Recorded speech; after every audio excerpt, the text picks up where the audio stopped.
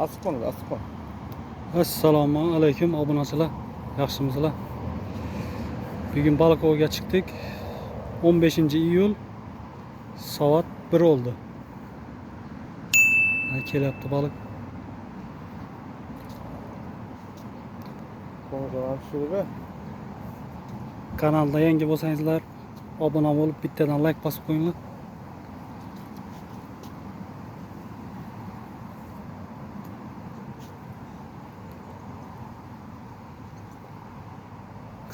Kıslanma.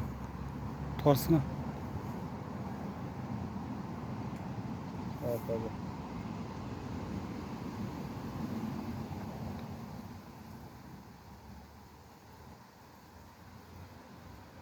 Kan.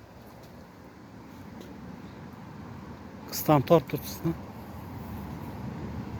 O. Aşağıdan. Tort şakarını. Bu da kısa var falan.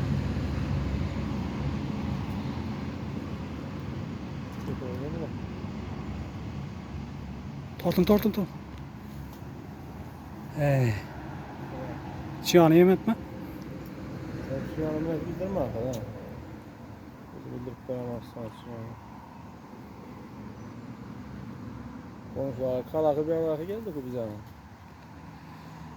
Öde çette balık yok bir de. İğne badan balık lan. Üyesi. Ha. Yem taşa bir yat koymuş biriyle. Bak. Oho balık akaram. Öyle. Oh. Kan balık gösterdi mi? Ya böyle bir şey ya. İmana balık dediler. Yine. Kara silip çıktı yine. Alman ne kim bu? Normal. Kalmıştı. Ha. Geldi. Kıslanma ha. Abunaçılar ama ağzı indi. Canlana da indi. Aşağı arkadaşın aşağı. Hoppa. Şu mesle okşuyordu şu. Yekeni ilişki kazak kıymalı. Oh taşandan geldik koy. Oh. Yine birini tuttuk. Karas. Dostlar. Karas. Karas ağam. Karas, karp aytarız.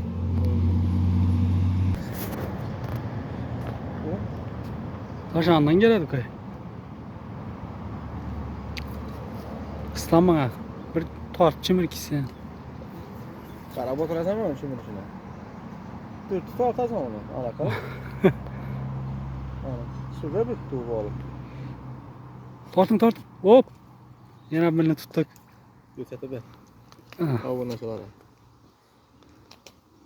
Karas. Ha geldi.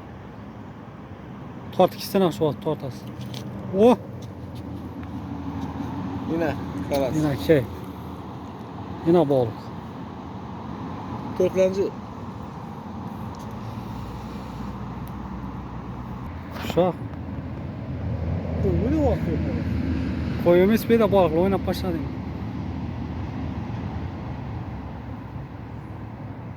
O bir yana geldiler falan. Karas dedin. Ha, oh. Kıslandınız. Hep bir boladı, bir bol muydu? Ha. Balıkların 8 kanatı var. Bu yat doğrulik.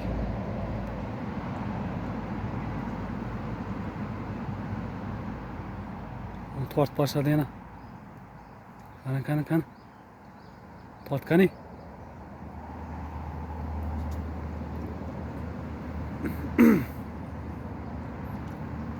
Bu kettesi yalan gördünüz mü? Şunu tutacak mı bu? Kettesi yürüdü tane. Çektiğini tutacak mı şuna? Oh, ina. Hıy! İne. Yemuna düşür. Bir Oh. ana kadar düşür. Düşükte olmasa. Yine obunaçılar dostlar.